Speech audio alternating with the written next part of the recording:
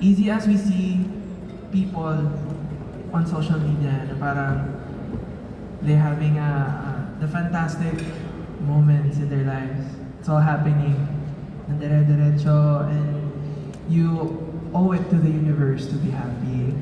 But there were moments in my life nga recently na I felt really, really useless. I felt really, really disappointed in myself for something. Mga ganun talaga moments. And it makes you really sad. But may mga tao talaga na they will always remind you how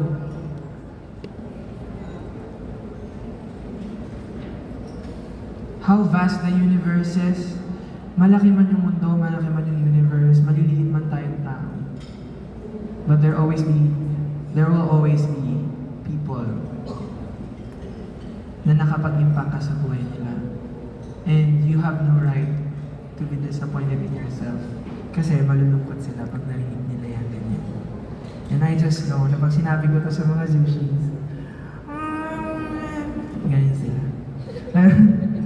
Ayun, nung nagkakalkal po ako ng things, I saw their gifts. Kasi yan, kinikip ko yung mga letters nila na yan sa isang place, mga gifts nila. And then may kinalkal ako something. Tapos nakita ko yung mga letters. And I saw letters like, simple, Maki, thank you for saving me. Hindi naman ako si Jesus, di ba, para pero, may mga moments sa life ko na iniisip ko na ang purpose ko ba is to make music or to touch people's heart. So, doon ako na-remind na minsan, pumalpak man ako sa isang bagay, pero I know I succeeded sa isang bagay.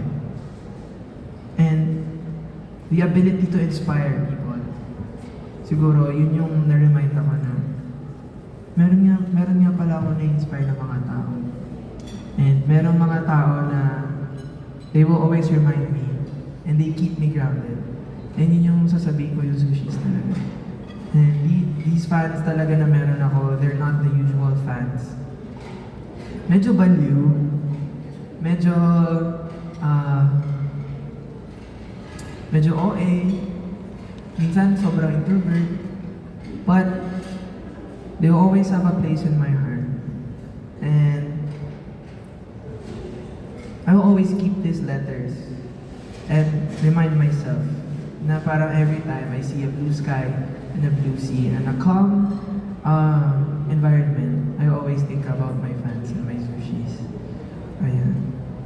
And thank you for touching our lives through your music. Thank you po. Salamat po. For our last question, we have a question